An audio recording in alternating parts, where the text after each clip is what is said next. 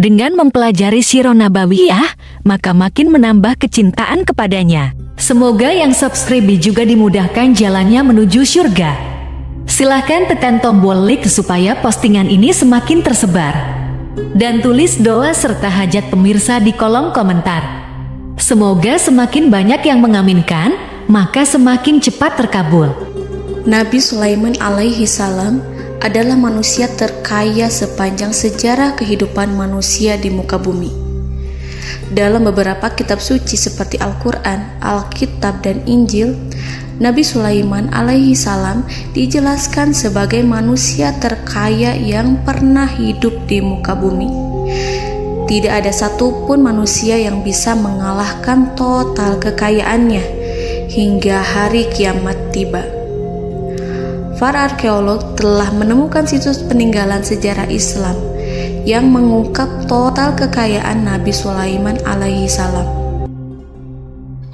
Erez bin Yosef, seorang profesor, ia menyatakan bahwa 3000 tahun yang lalu Nabi Sulaiman alaihi salam diperkirakan memiliki kekayaan senilai 2,2 triliun US dollar.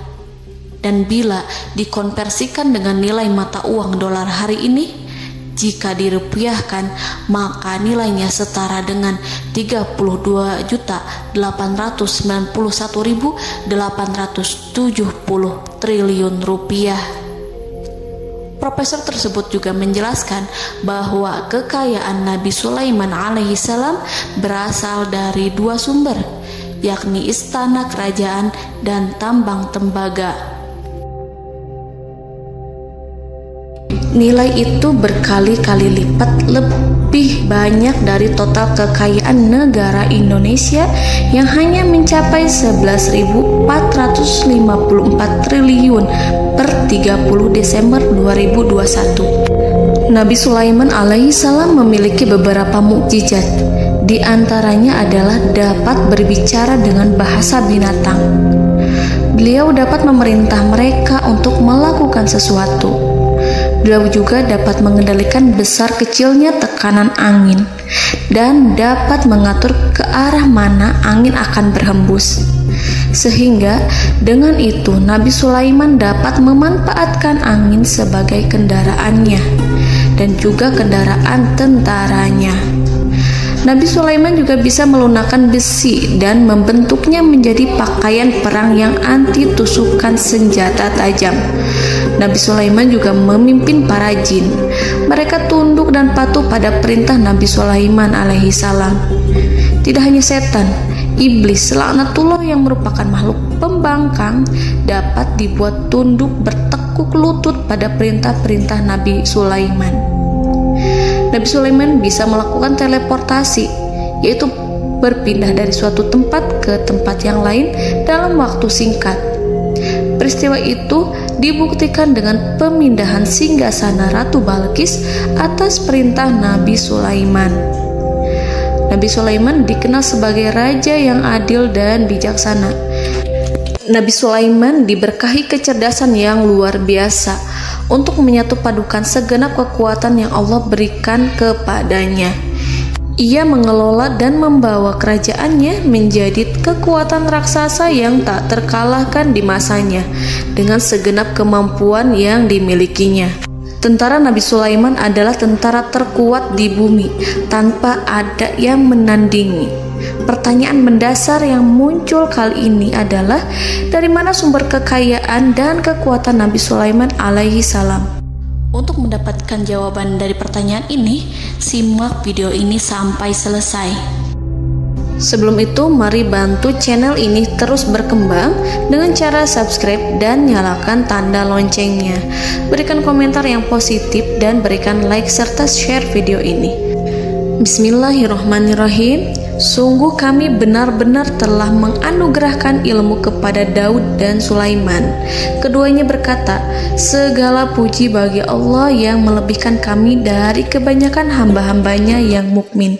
Sulaiman telah mewarisi Daud dan dia berkata, wahai manusia, kami telah diajari untuk memahami bahasa burung dan kami dianugerahi segala sesuatu.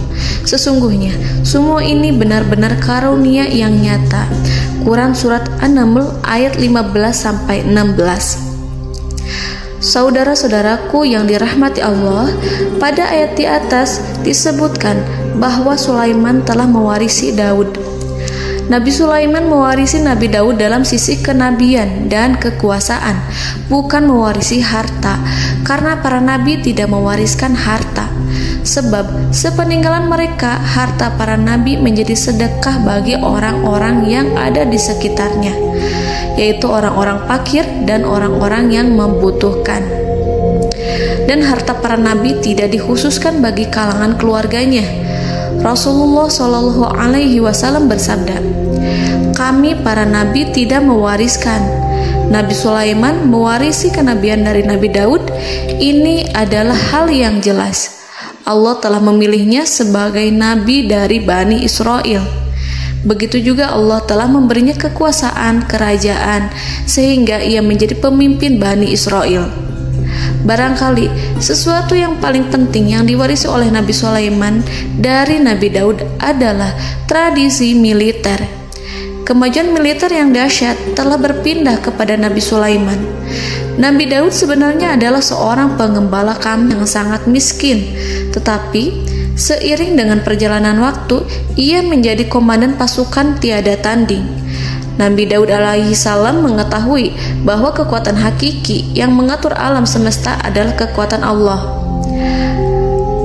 Ketika Nabi Daud mengulurkan tangannya dan memegang potongan batu, lalu beliau melemparkannya dengan ketepel ke arah Jalut, kepala Jalut retak dan ambruk menghantam tanah. Ini sebagai bentuk demonstrasi kekuatan darinya.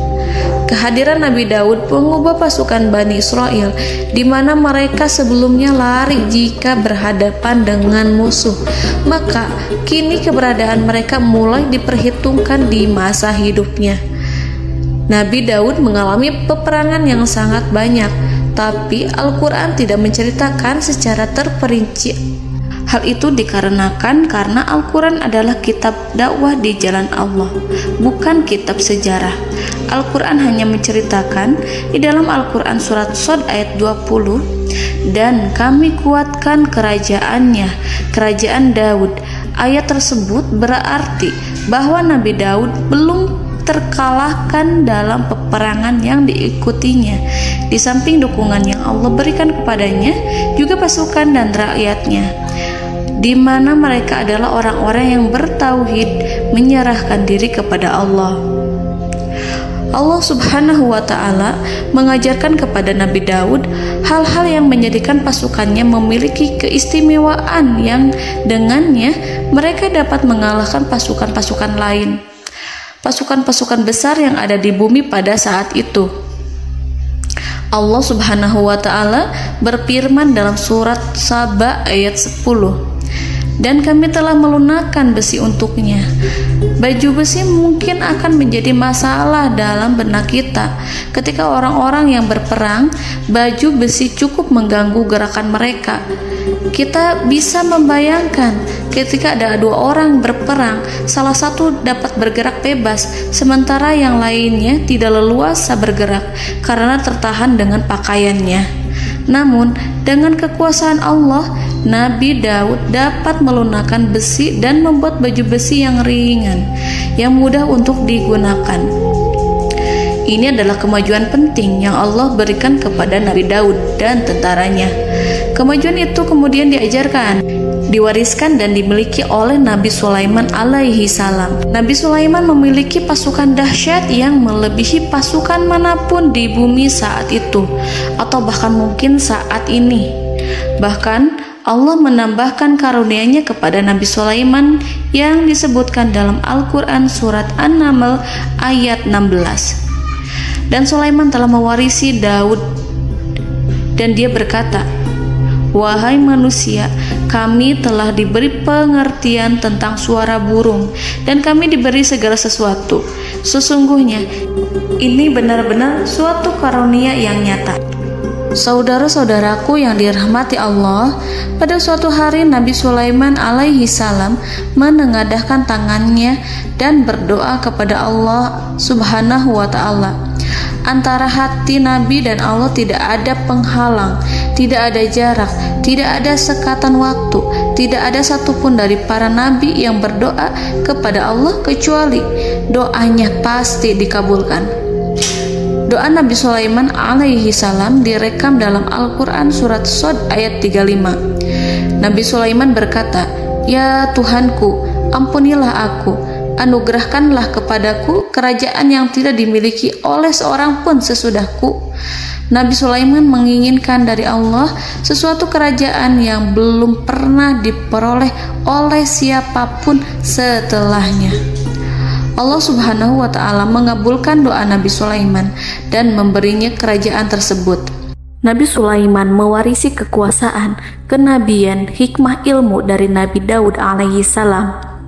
Orang-orang menyebut Nabi Sulaiman Al-Hakim, Sulaiman yang bijaksana.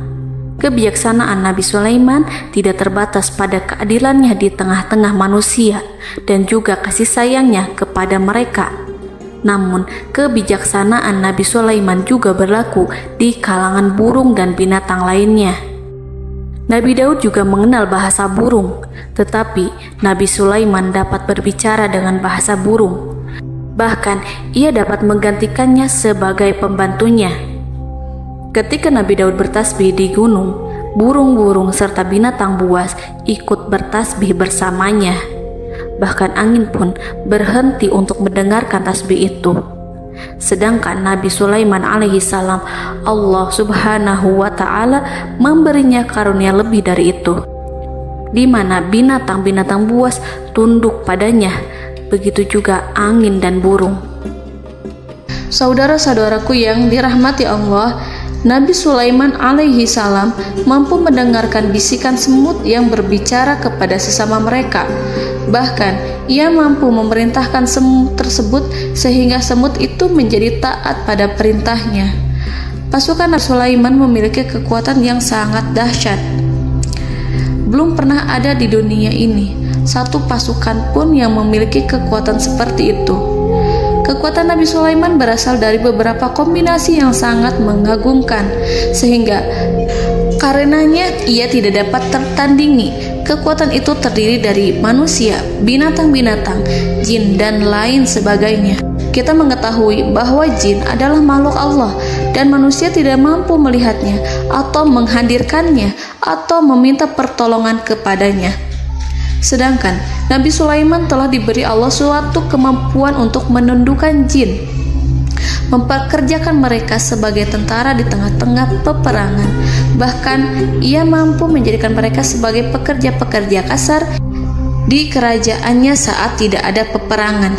Oleh sebab itu, ketika ada pasukan lain yang mencoba melawan pasukan Nabi Sulaiman, mustahil mereka akan mendapatkan kemenangan. Bahkan pasukan Nabi Sulaiman diperkuat oleh pasukan burung. Burung di pasukan Nabi Sulaiman memerankan tugas penting, yaitu menjadi agen intelijen. Kita mengetahui bahwa peranan informasi saat peperangan adalah hal yang penting. Dari informasi tersebut, pasukan dapat mengetahui keadaan lawannya. Demikianlah peranan burung pada pasukan Sulaiman. Ia terbang di tengah-tengah musuh. Kemudian, ia kembali kepada Nabi Sulaiman untuk menyampaikan berita tentang keadaan lawannya. Di samping jin dan burung, Allah juga menundukkan angin untuk Nabi Sulaiman. Nabi Sulaiman dapat memerintahkan angin dan ia mampu untuk menaiki angin tersebut. Dalam Al-Quran surat Shad ayat 36-40, Allah Subhanahu wa Ta'ala berfirman, "Kami tundukkan kepada angin yang berhembus dengan baik menurut kemana saja yang dikehendaki Sulaiman. Dan kami tundukkan pula kepadanya setan-setan, semuanya ahli bangunan dan penyelam, dan setan yang lain yang terikat dalam belenggu. Inilah anugerah kami, maka berikanlah kepada orang lain atau tahanlah untuk dirimu tanpa perhitungan, dan sesungguhnya dia mempunyai kedudukan yang dekat pada sisi kami dan tempat kembali yang baik." Saudara-saudaraku yang dirahmati Allah, Allah Subhanahu wa Ta'ala juga memberikan kemampuan yang tak seorang pun dari para nabi mendapatkannya, yaitu kemampuan untuk memerintah setan. Setan adalah salah satu bagian dari jin. Ia adalah kelompok yang celaka dari bangsa jin. Kelompok ini sebenarnya tidak mampu dikuasai oleh manusia. Bahkan jin yang soleh tidak dapat mengatur setan. Adapun Nabi Sulaiman, Allah telah memberinya kekuasaan untuk menundukkan setan dan mempekerjakannya, bahkan mengikatnya dengan rantai serta menghukumnya jika ia menentang pada perintahnya. Setan membangun untuk Sulaiman istana-istana, patung-patung, dan alat-alat perang. Bahkan setan-setan itu menyelam ke dasar lautan untuk mengeluarkan permata dan yakut untuk Sulaiman. Jika di antara setan yang menentang perintahnya, maka Nabi Sulaiman alaihi salam mengikatnya dengan rantai.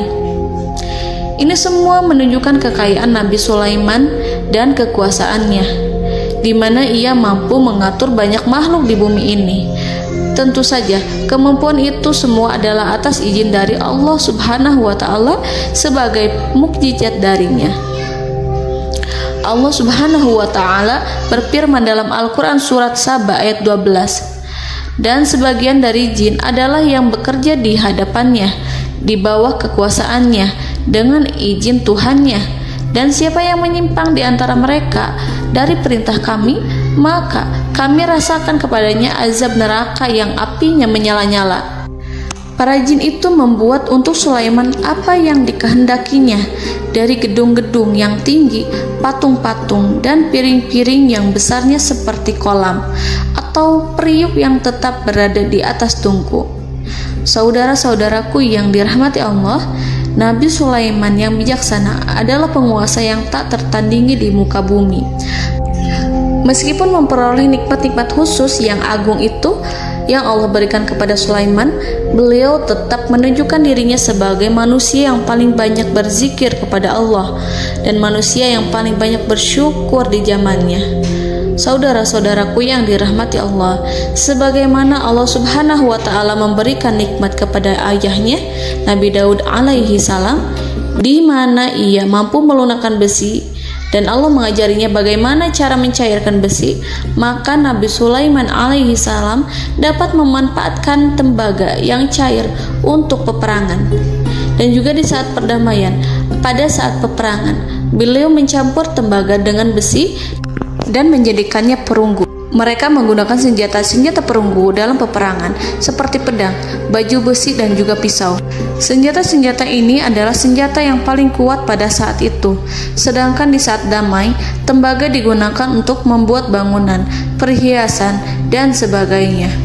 Meskipun Nabi Sulaiman mendapatkan nikmat yang besar dan karunia yang khusus, Allah Subhanahu wa Ta'ala mengujinya dengan suatu ujian yang dahsyat. Ujian yang akan selalu datang kepada seorang hamba yang soleh.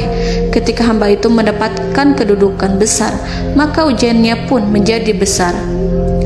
Allah Subhanahu wa Ta'ala menguji Nabi Sulaiman dengan penyakit. Diceritakan oleh Fahru Roji, Nabi Sulaiman diuji dengan suatu penyakit yang keras, di mana kedokteran saat itu tidak dapat dan tidak mampu mengatasinya. Sakitnya Nabi Sulaiman sangat keras sehingga para dokter dari kalangan manusia ataupun jin tidak mampu menghilangkan penyakit itu. Lalu burung-burung menghadirkan rumput-rumput yang dianggapnya sebagai obat, tetapi Nabi Sulaiman tak kunjung sembuh. Semakin hari penyakit Nabi Sulaiman semakin menjadi-jadi, sehingga ketika Nabi Sulaiman duduk di atas kursi, ia duduk bagaikan tubuh tanpa roh. Seakan-akan ia mati karena saking keras penyakit yang dideritanya. Sakit yang diderita oleh Nabi Sulaiman alaihi salam berlangsung sangat lama. Namun Nabi Sulaiman tidak henti-hentinya berzikir kepada Allah dan meminta kesembuhan kepadanya, serta selalu beristighfar dan mengungkapkan rasa cinta kepadanya. Selesailah ujian Allah terhadap hambanya Nabi Sulaiman. Beliau pun sembuh. Nabi Sulaiman merasakan kembali kesehatannya setelah ia mengetahui segala kejayaan dan segala kekuasaan serta segala kebesarannya tidak lagi mampu menghilangkan penyakit yang dideritanya kecuali jika Allah menghendaki. Saudara-saudaraku yang dirahmati Allah, Nabi Sulaiman telah membangun tempat ibadah, tempat sujud, sehingga manusia menyembah Allah di dalamnya. Orang-orang yang membangunnya berjumlah puluhan ribu orang. Tentu setiap kelompok dari mereka memiliki pekerjaan masing-masing. Di antara mereka ada yang mencairkan tembaga, di antara mereka ada yang tukang pahat, ada yang tukang ukir, ada yang membelah batu, ada yang memotong kayu, ada yang mendatangkan rumput-rumput dari Libanon, ada yang mendatangkan emas dan menjadikannya lempengan-lempengan yang mengkilat untuk menutupi kayu, serta untuk melapisi dinding-dinding. Bahkan golongan jin pun membantu membangun tempat tersebut, tentu dengan perintah dan bimbingan Nabi Sulaiman. Mereka membuat patung-patung yang besar, membuat bejana yang besar untuk tempat makan para tentara dan pekerja, yaitu bejana seperti gunung. Karena saking berat dan besarnya, mereka juga membuat tempat-tempat minum yang besarnya seperti kolam. Nabi Sulaiman mengawasi para pekerjanya dan juga mengurusi masyarakatnya, di mana beliau mengenali problem mereka dan berusaha memecahkannya. Beliau juga mengawasi pasukan dari kalangan binatang dan burung.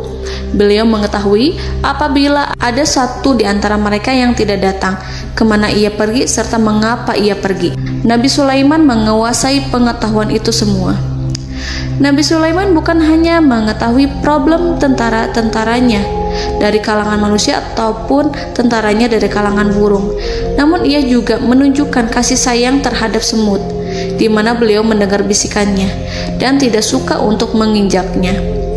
Nabi Sulaiman selalu menundukkan kepalanya ke bumi sebagai bentuk rasa rendah diri dan syukur kepada Allah. Pada suatu hari, Nabi Sulaiman alaihi salam berjalan di depan tentaranya dan tiba-tiba ia mendengar suara semut yang berkata kepada temannya dari kalangan semut. Hal itu terekam dalam Al-Quran surat An-Naml ayat 18-19. Wahai semut-semut, masuklah ke dalam sarang-sarangmu agar kamu tidak terinjak oleh Sulaiman dan tentaranya, sedangkan mereka tidak menyadarinya. Nabi Sulaiman alaihi salam tersenyum mendengar itu dan ia berdoa, "Ya Allah, ya Tuhanku, berilah aku ilham untuk tetap mensyukuri nikmat-Mu yang telah Engkau anugerahkan kepadaku dan kepada kedua orang ibu bapakku, dan untuk mengerjakan amal soleh yang Kau ridhoi, dan masukkanlah aku ke dalam rahmat-Mu, ke dalam golongan hamba-hamba-Mu yang soleh." Saudara-saudaraku yang dirahmati Allah, meskipun Nabi Sulaiman mendapatkan kekuasaan dan memiliki tentara yang besar, namun beliau menunjukkan kasih sayang terhadap bangsa semut. Beliau mendengarkan bisikannya dan melihat semut yang ada di depannya. Oleh karena itu, tak mungkin baginya untuk menginjak golongan semut itu. Nabi Sulaiman bersyukur kepada Allah telah memberinya nikmat, yaitu nikmat rahmat dan kasih sayang. Di samping itu, Nabi Sulaiman alaihi salam adalah orang paling kaya di dunia. Istananya terbuat dari kayu gaharu yang memiliki wangi harum. Istananya terbuat dari emas yang terkadang dari kristal. Beliau juga memiliki kursi besar yang terbuat dari emas dan permata. Istana Nabi Sulaiman merupakan istana yang paling besar di dunia. Nabi Sulaiman menggunakan pakaian dari emas dan permata. Meskipun demikian, Nabi Sulaiman tetap menunjukkan sebagai hamba yang berserah diri dan rendah diri di hadapan Allah Subhanahu wa Ta'ala. Nabi Sulaiman yang merendahkan diri di hadapan Allah, ia selalu sujud kepada Allah sebagaimana ayahnya yang selalu bertasbih pada Allah. Nabi Sulaiman selalu melantunkan lagu-lagu cinta ilahi dan hanya memuji Allah Subhanahu wa Ta'ala. Pada suatu hari, Nabi Sulaiman alaihi salam mengeluarkan perintah kepada pasukannya untuk bersiap-siap. Kemudian, Nabi Sulaiman keluar dan memeriksa pasukannya satu demi satu. Kelompok yang pertama adalah kelompok manusia. Nabi Sulaiman memperhatikan kesiapan mereka. Lalu Nabi Sulaiman mengeluarkan perintah-perintah kepada mereka. Kemudian Nabi Sulaiman memeriksa kelompok jin dan menyampaikan perintahnya kepada mereka. Beliau memenjarakan jin yang tampak bermalas-malasan saat bekerja. Lalu beliau memeriksa binatang dan berkata kepada mereka, apakah mereka sudah makan dengan baik? Apakah mereka tidur dengan nyenyak? Apakah ada yang mengadu pada mereka, misalkan karena penyediaan makanan yang tidak layak? Apakah ada di sana yang sakit dan lain sebagainya? Ketika Nabi Sulaiman merasa puas dengan semuanya, Nabi Sulaiman memasuki tenda tempat berkumpulnya para burung. Nabi Sulaiman alaihissalam kemudian memasuki tenda tersebut, mengamati keadaan di sekitarnya, sehingga beliau mengetahui bahwa ada satu burung yang tidak hadir, yaitu burung hudhud. Mengapa aku tidak melihat burung hudhud? Burung-burung yang lain tampak terdiam sebagai penghormatan, dan mereka mendengarkan apa yang akan dikatakan pemimpin mereka. Nabi Sulaiman mengarahkan pandangannya pada semua burung dan tidak menemukan burung hudhud di antara mereka. Tak seekor burung pun yang mengetahui keberadaannya. Burung hudhud absen pada apel wajib kali ini. Nabi Sulaiman mulai menampakkan kemarahannya. Tiba-tiba, seekor burung kecil memberanikan diri untuk berkata kepada Nabi Sulaiman, "Wahai Nabi yang mulia, seharusnya hudhud ada bersamaku kemarin untuk melaksanakan tugas penyelidikan. Ia adalah pemimpin misi itu. Namun, burung hudhud belum datang. Oleh karena itu, aku tidak pergi bersamanya." Burung itu tampak gemetar. Nabi Sulaiman mengetahui bahwa hudhud tidak hadir dan tak seorang pun mengetahui kemana ia pergi. Burung hudhud pergi tanpa izin terlebih dahulu. Dalam keadaan marah, Nabi Sulaiman berkata, "Sungguh aku benar-benar akan mengazabnya dengan azab yang sangat keras, atau benar-benar menyembelihnya, kecuali jika ia benar-benar datang kepadaku dengan alasan yang jelas." Kawanan burung-burung mengetahui bahwa Nabi Sulaiman sedang marah dan telah menetapkan untuk menyiksa burung hudhud atau menyembelihnya, atau justru memaafkannya dengan syarat ia datang dengan membawa alasan yang dapat menyelamatkannya, atau dengan kata lain, burung hudhud dapat memastikan bahwa ia melaksanakan tugas yang penting. Nabi Sulaiman menunjukkan kemarahan yang besar, sehingga siapapun akan merasa takut kepada Nabi Sulaiman yang marah. Nabi Sulaiman kemudian pergi dari tempat burung tersebut. Nabi Sulaiman masih memikirkan keadaan burung hudhud.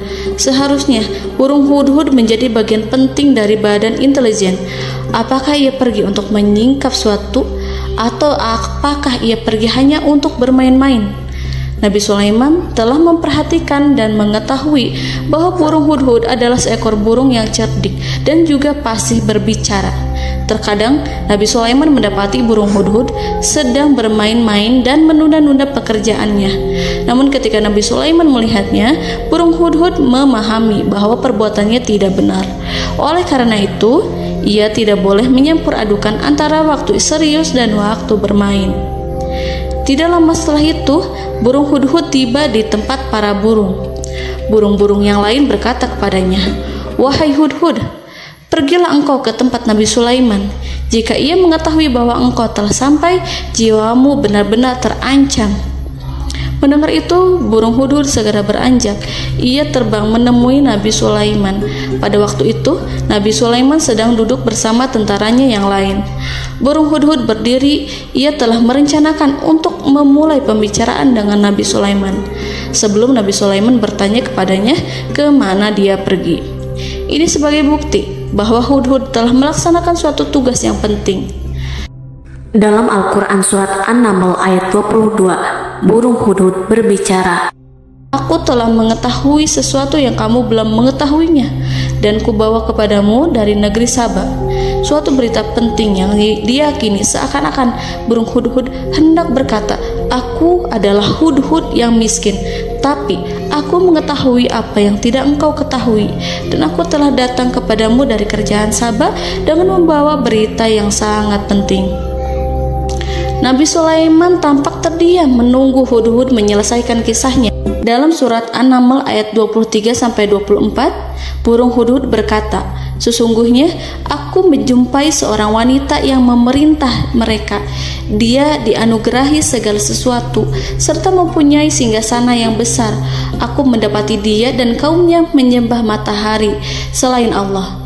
Dan setan-setan telah menjadikan mereka memandang indah perbuatan-perbuatan mereka, lalu menghalangi mereka dari jalan Allah, sehingga mereka tidak mendapat petunjuk. Burung hudhud diam. Nabi Sulaiman merasa bahwa hudhud menunjukkan kepasihan lisannya. Nabi Sulaiman berkata dalam Quran surat An-Naml ayat 27 sambil menunjukkan senyum manisnya. Nabi Sulaiman berkata, "Akan kami lihat apakah kamu benar wahai hudhud, ataukah kamu termasuk orang-orang yang berdusta."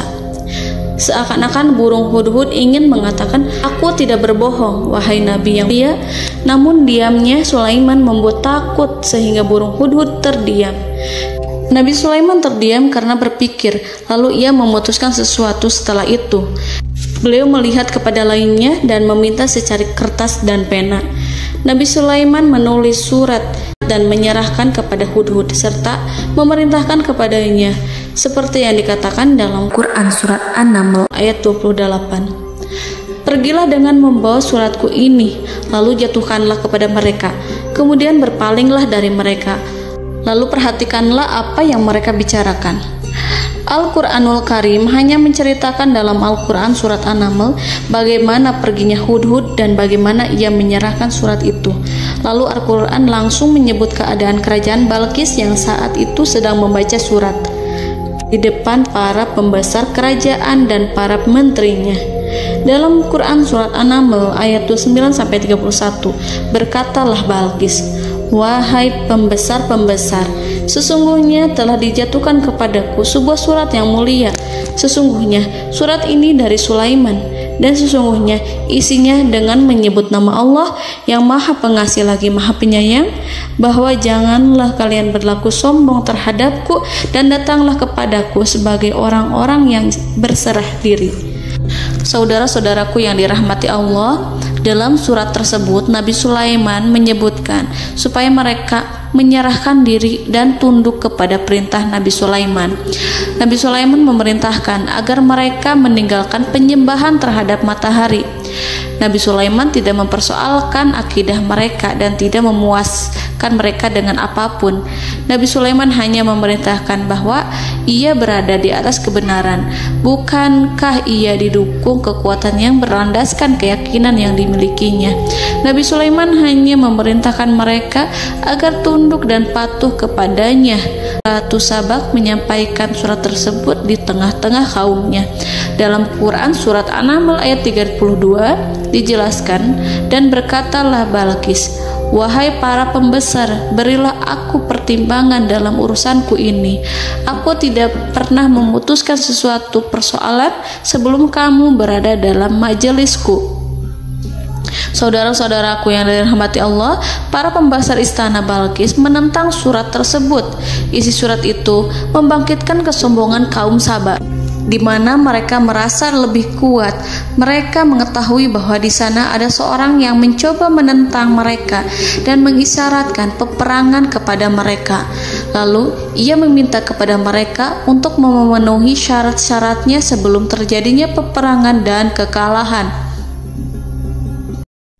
Dalam surat An-Naml ayat 33, mereka menjawab, "Kita adalah orang-orang yang memiliki kekuatan dan juga memiliki keberanian yang sangat besar dalam peperangan, dan keputusan berada di tanganmu, wahai ratuku.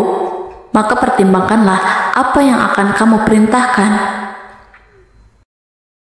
Saudara-saudaraku yang dirahmati Allah, para pembesar kaum Sabak seakan ingin berkata, "Kita siap untuk melaksanakan perang." Tampaknya ratu itu memiliki kebijakan yang lebih baik dari pembesar kaumnya. Surat Sulaiman itu membuatnya berpikir lebih jernih dan lebih berhati-hati. Ia berusaha sebisa mungkin menghindari peperangan. Ratu itu berpikir dalam tempo yang lama. Nama Sulaiman tidak diketahuinya dan ia pun belum pernah mendengarnya. Oleh karena itu, Ratu kaum Saba tidak mampu mengetahui dan mendeteksi seberapa besar kekuatan Nabi Sulaiman. Boleh jadi Nabi Sulaiman memiliki kekuatan yang dahsyat, sehingga ia mampu memerangi kekuasaannya dan mengalahkannya. Kemudian Ratu memperhatikan apa yang ada di sekelilingnya. Ia melihat kemajuan masyarakatnya dan juga kekayaannya. Barangkali ia mengira bahwa Nabi Sulaiman iri terhadap kemajuan dan kekayaannya itu, sehingga Nabi Sulaiman ingin menyerangnya. Setelah mempertimbangkan isi surat Nabi Sulaiman dengan cermat, Ratu Saba memilih untuk tidak bersikap ceroboh dan bodoh. Ratu lebih suka untuk menggunakan bahasa kelembutan. Ia mengirim kepada Nabi Sulaiman suatu hadiah yang besar. Ratu mengira bahwa Nabi Sulaiman seorang yang ambisius, yang boleh jadi ia telah mendengar tentang kekayaan kerajaan Saba. Para utusan pergi dengan membawa hadiah dari Ratu Saba. Ratu berharap agar mereka dapat memasuki kerajaan Nabi Sulaiman dan akan mengetahui kondisi kerajaannya. Saat mereka pulang, Ratu ingin mendengar secara langsung dari mereka tentang bagaimana keadaan kaum Nabi Sulaiman dan pasukannya. Setelah mendapatkan informasi yang cukup, maka Ratu Balqis dapat membuat sesuatu keputusan yang tepat. Ratu menyembunyikan apa yang terlintas dalam pikirannya, lalu ia berbicara kepada pembesar istananya bahwa ia dapat menyingkap niat jahat Raja Sulaiman melalui cara mengirimkan hadiah kepadanya. Ratu lebih memilih cara tersebut dan menunggu reaksi dari Nabi Sulaiman. Ratu berhasil memuaskan para pembesar istana, dan untuk sementara ia menghilangkan ide untuk berperang. Karena para raja jika menyerang suatu desa, maka pemimpin desa tersebut adalah orang yang paling banyak mendapatkan kehinaan. Akhirnya, para pembesar kaumnya merasa puas dengan pikiran Ratu Balqis. Saudara-saudaraku yang dirahmati Allah, dalam surat An-Naml ayat 34-35 dijelaskan, Ratu Balqis berkata, "Sesungguhnya raja-raja apabila memasuki suatu negeri, niscaya mereka akan membinasakannya dan menjadikan penduduknya yang mulia menjadi hina, dan demikian pula lah yang akan mereka perbuat. Dan sesungguhnya aku akan mengirim utusan kepada mereka dengan membawa hadiah, dan aku akan menunggu apa yang akan dibawa kembali oleh utusan itu." Kemudian sampailah hadiah dari Ratu Balqis kepada Nabi Sulaiman. Para intelijen Nabi Sulaiman memberitahunya bahwa utusan Balqis datang dengan membawa hadiah. Nabi Sulaiman langsung mengetahui bahwa Ratu Balqis itu sengaja mengirim orang-orangnya untuk mengetahui atau untuk mendapatkan informasi tentang kekuatannya. Lalu setelah itu ia akan mengambil keputusan atau mengambil sikap kepada kerajaan Sulaiman. Nabi Sulaiman segera memanggil semua pasukannya untuk berkumpul. Utusan Balqis segera memasuki istana Nabi yang dipenuhi dengan pasukan yang besar bersenjata. Melihat itu, utusan Ratu Balqis tercengang dan terkejut ketika mereka melihat kekayaan yang mereka bawa tidak ada apa-apanya dibandingkan dengan kerajaan Nabi Sulaiman. Hadiah mereka tampak tidak berarti. Emas yang mereka bawa tampak tidak memiliki makna saat mereka memasuki istana Nabi Sulaiman yang terbuat dari kayu-kayu pohon gaharu yang mengeluarkan bau yang harum serta dihiasi dengan emas permata. Para utusan Ratu Balqis berdiri bersama Nabi Sulaiman dan menyaksikan bagaimana Nabi Sulaiman mengendalikan pasukannya. Kemudian mereka mulai berpikir tentang kekuatan dan kualitas pasukan Nabi Sulaiman. Betapa kagetnya mereka ketika melihat di tengah-tengah pasukan itu terdapat singa, burung, dan tentara dari kalangan manusia yang mampu terbang. Mereka pun sadar bahwa mereka di hadapan pasukan yang tiada tandingannya. Selesailah demonstrasi pasukan Nabi Sulaiman. Kemudian para utusan ratu dipersilahkan maju ke tempat hidangan makanan. Para utusan itu sangat terkejut ketika melihat berbagai macam makanan dari penjuru dunia ada di depannya. Dan di antara makanan itu terdapat pula makanan yang biasa ditemukan di negeri mereka. Tetapi mereka melihat bahwa makanan itu memiliki rasa yang lebih istimewa. Selain itu, Piring-piring yang ada di terbuat dari emas, dan mereka dilayani oleh laki-laki yang berhias dengan emas. Di meja makan itu terdapat burung, ikan laut, dan berbagai macam daging yang mereka tidak mampu lagi membedakan daging apa itu. Nabi Sulaiman tidak makan bersama mereka, tapi beliau makan dengan menggunakan piring yang terbuat dari kayu. Beliau memakan roti yang kering yang dicampur dengan minyak. Inilah makanan yang dipilih Nabi Sulaiman. Makan bersama mereka dalam keadaan diam, mereka merasa kehadiran Nabi Sulaiman menciptakan suatu wibawa yang luar biasa. Selesai perjamuan itu, lalu dengan sangat malu mereka menyerahkan hadiah dari Ratu Balqis kepada Nabi Sulaiman. Hadiah itu berupa emas yang bagi mereka hadiah itu sangat bernilai tinggi. Tapi di sini hadiah itu tampak kecil di hadapan kekayaan Nabi Sulaiman yang sangat mengagumkan. Nabi Sulaiman memperhatikan hadiah dari Ratu Balqis itu dan berkata dalam Quran surat An-Naml ayat 36, "Maka apa yang diberikan Allah kepadaku lebih baik daripada apa yang diberikannya kepadamu, tetapi kamu merasa bangga dengan hadiahmu." Raja Sulaiman menyingkap dengan kata-katanya yang singkat itu penolakannya terhadap hadiah mereka. Ia memberitahu utusan itu bahwa ia tidak menerima hadiah tersebut.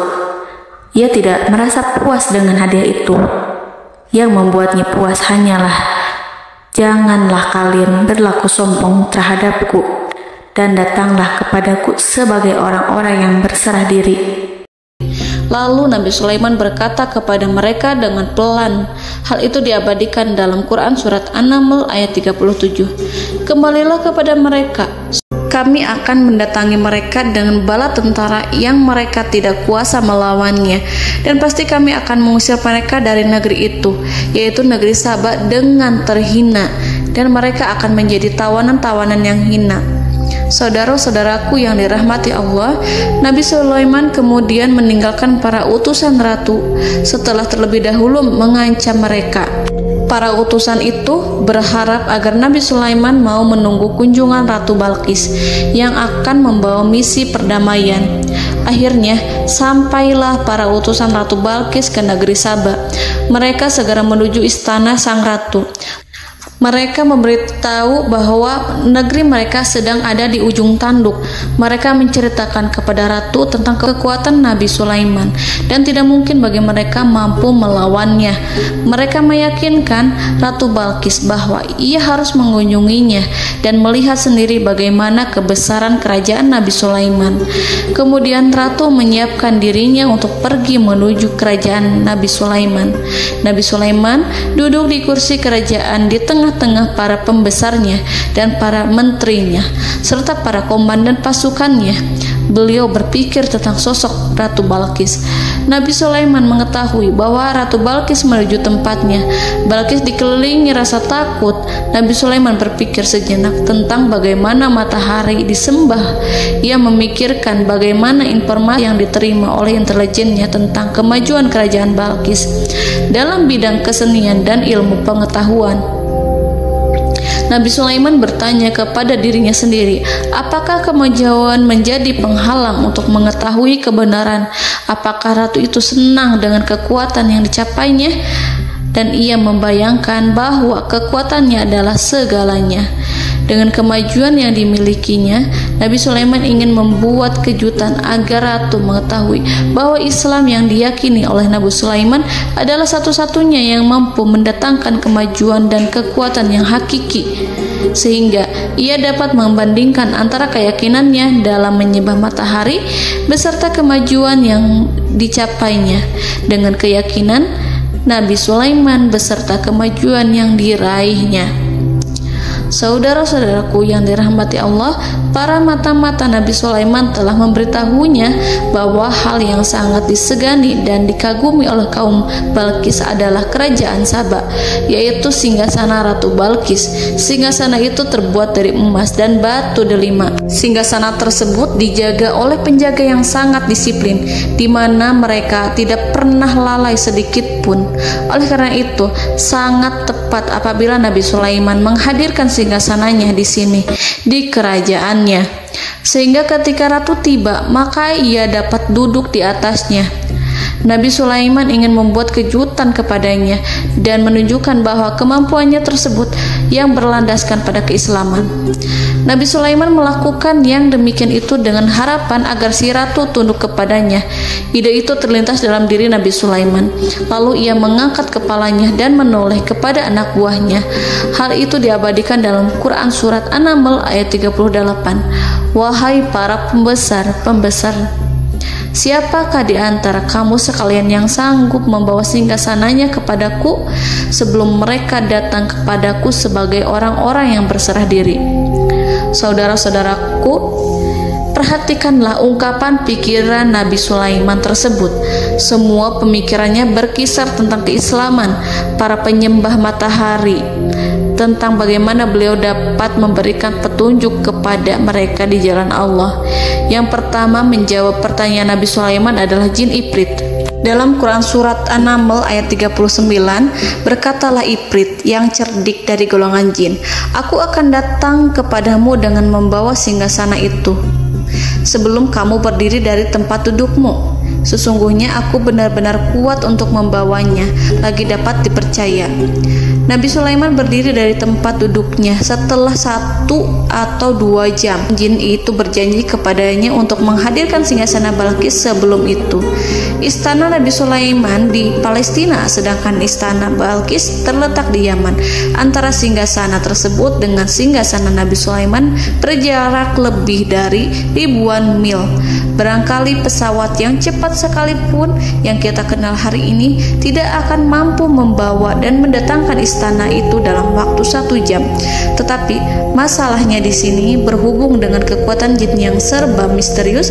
Nabi Sulaiman tidak mengomentari sedikit pun terhadap apa yang dikatakan oleh Ifrit. Nabi Sulaiman tampak menunggu tanggapan dari yang lain yang mampu menghadirkan singgasana Balkis yang lebih cepat dari jin Ifrit. Nabi Sulaiman menoleh kepada seorang di sana yang duduk di atas naungan. Hal itu diceritakan dalam Quran surat An-Naml ayat 40. Berkatalah seorang yang mempunyai ilmu dari Alkitab, aku akan membawa singgasana itu kepadamu sebelum matamu berkedip. Maka tatkala Sulaiman melihat singgasana itu terletak di hadapannya, ia pun berkata, ini termasuk karunia Tuhanku untuk menguji aku. Apakah aku akan bersyukur atau mengingkari nikmatnya? Dan barang siapa yang bersyukur, maka sesungguhnya dia bersyukur untuk kebaikan dirinya sendiri.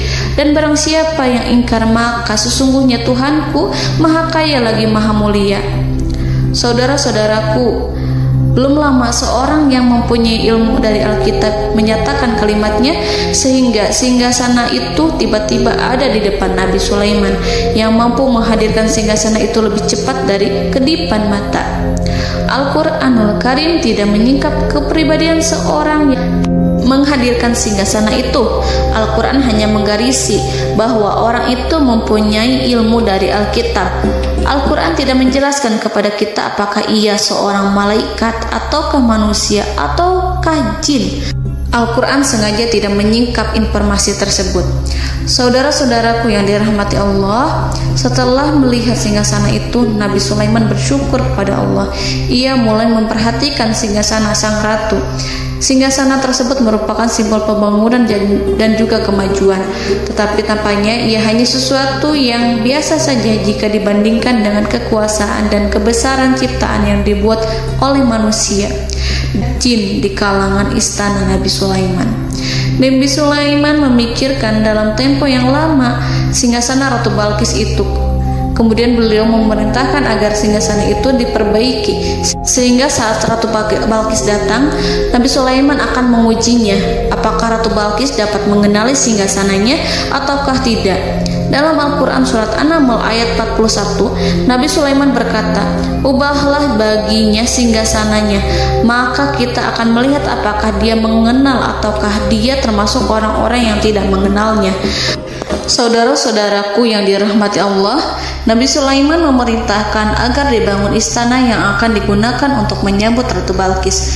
Nabi Sulaiman memilih tempat di laut dan ia memerintahkan agar dibangun suatu istana di mana sebagian besar terdiri dari air laut.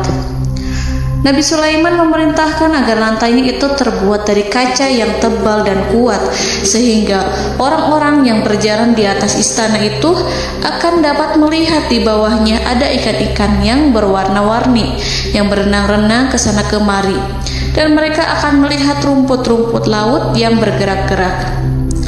Akhirnya, selesailah pembangunan istana itu. Saking bersihnya kaca lantainya sehingga tampak di sana tidak ada kaca. Burung hudhud memberitahu Nabi Sulaiman bahwa Ratu Balqis telah sampai di dekat kerajaannya.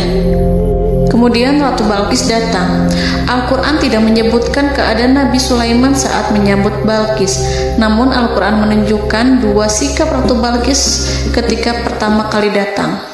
Yang pertama, bagaimana sikap Ratu Balqis ketika pertama kali melihat singgasananya yang datang mendahuluinya, padahal ia telah meninggalkan pengawalnya untuk setia menjaga singgasana itu. Keadaan kedua adalah keadaan ketika di depan istana yang dibangun untuk menyambut Ratu Balqis.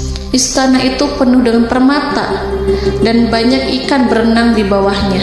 Dalam Quran surat An-Naml ayat 42 dijelaskan, dan ketika Balqis datang, ditanyakanlah kepadanya, "Serupa inikah singgasanamu?" Balqis menjawab, "Seakan-akan singgasana ini adalah singgasanaku.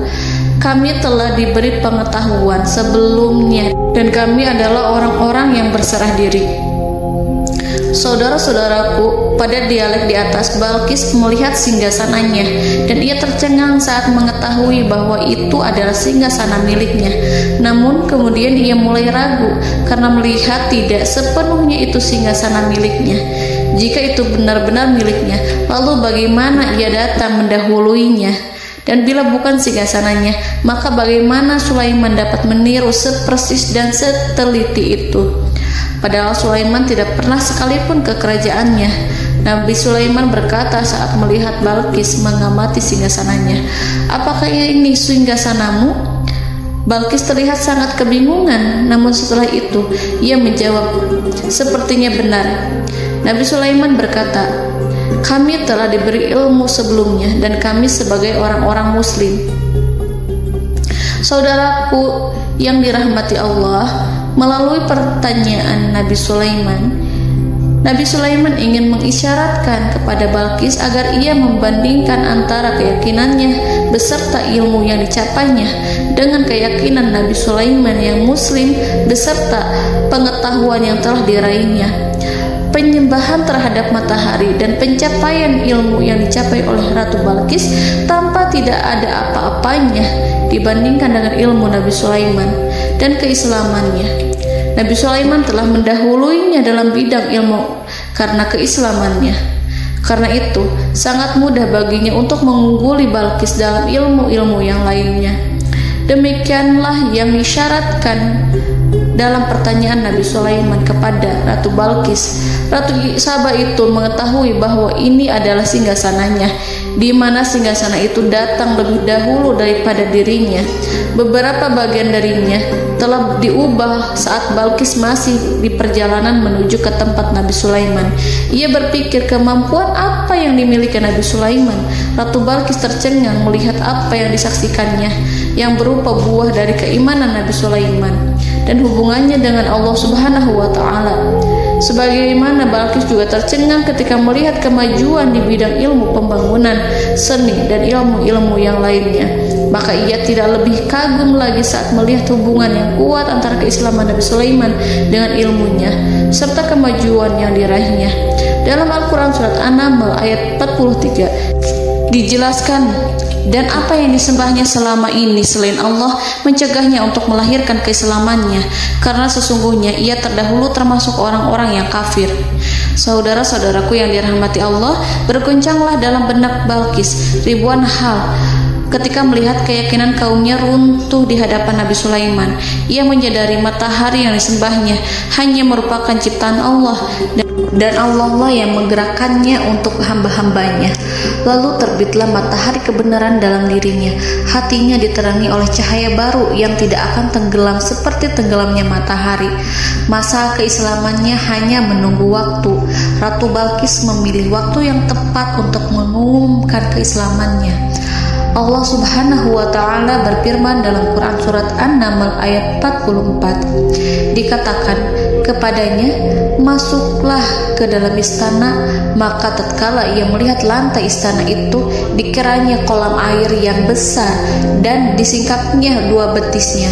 Berkatalah Sulaiman, sesungguhnya ia adalah istana licin yang terbuat dari kaca.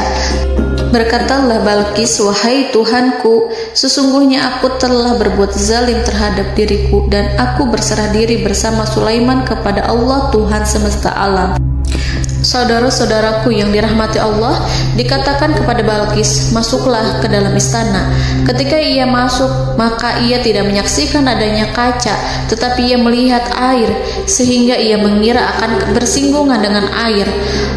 Lalu ia menyingkapkan sedikit bajunya agar bajunya itu tidak basah.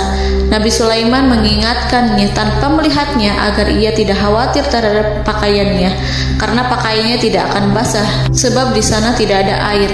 Itu sekedar kaca yang halus, yang saking halusnya sehingga ia tidak tampak. Pada kesempatan itulah Balqis mengumumkan keislamannya yang mengakui kelalimannya, dan ia menyatakan menyerahkan diri kepada Nabi Sulaiman dan kepada Allah Tuhan semesta alam. Lalu kaumnya pun mengikutinya dan mereka memeluk Islam. Balqis menyadari ia berhadapan dengan penguasa yang terbesar di bumi dan Nabi Allah yang mulia. Untuk pertama kalinya, wajah Sulaiman tampak dihiasi dengan senyuman yang menunjukkan kepuasannya sejak Balqis mengunjunginya. Demikianlah Nabi Sulaiman mewujudkan kejayaannya yang hakiki dan menyebarkan cahaya Islam di muka bumi. Saudara-saudaraku, Al-Quran tidak menyebutkan kisah Balqis setelah keislamannya. Para ahli tafsir mengatakan bahwa ia menikah dengan Nabi Sulaiman. Selain itu, ada yang mengatakan bahwa ia menikah dengan salah satu orang dekat Nabi Sulaiman. Ada juga yang mengatakan bahwa sebagian Raja Habasyah adalah keturunan dari buah perkawinan ini. Wallahu a'lam bishawab. Saudara-saudaraku yang dirahmati Allah, Nabi Sulaiman hidup di tengah-tengah kejayaan dan kemuliaan di bumi. Kemudian Allah menetapkan kematian untuknya, sebagaimana kehidupan Sulaiman berada di puncak kemuliaan dan kejayaan yang penuh dengan keajaiban yang luar biasa. Maka kematiannya pun merupakan tanda-tanda kebesaran Allah yang penuh dengan keajaiban. Demikianlah bahwa kematiannya sesuai dengan kehidupannya, sesuai dengan kejayaannya. Allah berfirman tentang kematian Sulaiman di dalam Al-Quran Surat Saba ayat 14. Maka tatkala kami telah menetapkan kematian Nabi Sulaiman, tidak ada yang menunjukkan kepada mereka kematiannya itu kecuali rayap yang memakan tongkatnya. Maka tatkala ia telah tersungkur, tahulah jin bahwa kalau sekiranya mereka mengetahui yang gaib, tentulah mereka tidak akan tetap dalam siksa yang menghinakan.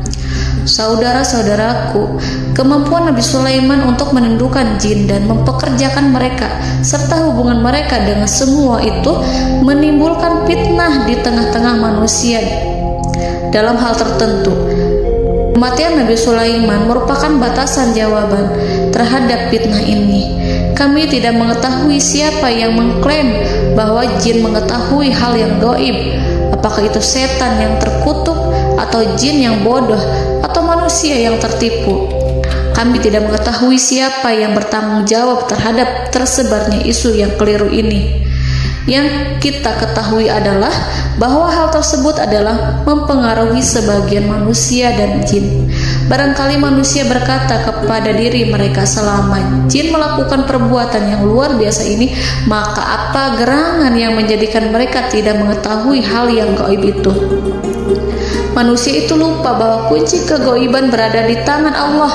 Masalah ilmu gaib tidak akan mampu dikuasai oleh jin dan manusia. Hanya Dia yang mengetahuinya, dan manusia diberitahu hanya sedikit sekali. Saudara-saudaraku yang dirahmati Allah, seakan-akan Allah telah merencanakan bahwa kematian Sulaiman bertujuan untuk menghancurkan pemikiran itu, yaitu pemikiran bahwa jin mengetahui hal-hal yang gaib. Jin bekerja untuk Nabi Sulaiman selama beliau hidup, dan tatkala beliau meninggal, maka tugas mereka menjadi bebas. Nabi Sulaiman meninggal tanpa diketahui oleh jin, sehingga mereka tetap bekerja untuk mereka, tetap mengabdi kepada Sulaiman. Seandainya mereka mengetahui hal yang gaib, niscaya mereka tidak akan meneruskan pekerjaan mereka. Saudara-saudaraku, pada suatu hari Nabi Sulaiman memasuki mihrabnya untuk itikaf ibadah dan beribadah kepada Allah. Tak seorang pun yang berani mengganggu khalwatnya. Mihrab Sulaiman terletak di puncak gunung dan dindingnya terbuat dari permata. Pada suatu hari, Nabi Sulaiman duduk bersandar pada tongkatnya dan ia tampak tenggelam dalam tafakur. Beliau berzikir pada Allah hingga rasa kantuk menguasainya. Lalu setelah itu malaikat maut menemuinya. Nabi Sulaiman pun meninggal. Beliau bersandar kepada tongkatnya. Jin melihatnya dan mengira bahwa beliau sedang sholat, sehingga mereka pun terus melanjutkan pekerjaannya. Berlalulah hari demi hari yang panjang. Datanglah rayap, yaitu semut kecil yang memakan kayu. Hewan itu mulai memakan tongkat Nabi Sulaiman. Rayap itu tampak lapar. Sebagian dari tongkat Nabi Sulaiman dimakan beberapa hari oleh rayap itu. Ketika yang dimakannya semakin bertambah, maka tongkat itu pun menjadi rusak dan kemudian jatuh dari tangan Nabi Sulaiman alaihi salam. Tubuh mulia itu kehilangan keseimbangan dan kemudian jatuh terhempas di bumi. Tatkala tubuh suci itu tersungkur, maka manusia segera menuju ke arahnya. Mereka menyadari dan mengetahui bahwa Nabi Sulaiman telah meninggal dalam waktu yang lama. Jin menyadari bahwa mereka tidak mengetahui hal yang gaib, dan manusia pun mengetahui hakikat ini. Seandainya jin mengetahui hal yang gaib, niscaya ia tidak akan meneruskan siksa yang hina. Mereka tidak akan bekerja kepada Sulaiman. Demikianlah Nabi Sulaiman alaihi salam meninggal dalam keadaan duduk dan sholat di mihrabnya. Lalu berita itu tersebar bagaikan api di bumi. Manusia, burung, dan binatang buas mengantarkan jenazah Nabi Sulaiman. Sekawanan burung tampak sedih dan menangis. Semua makhluk bersedih. Akhirnya tak seorang pun mengetahui bahasa burung di bumi. Meninggallah seorang yang memahami pembicaraan burung, binatang-binatang, jin, dan lain sebagainya. Burung-burung itu berkata, betapa beratnya kehidupan di tengah orang-orang yang tidak mengetahui pembicaraan kita. Wallahu a'lam.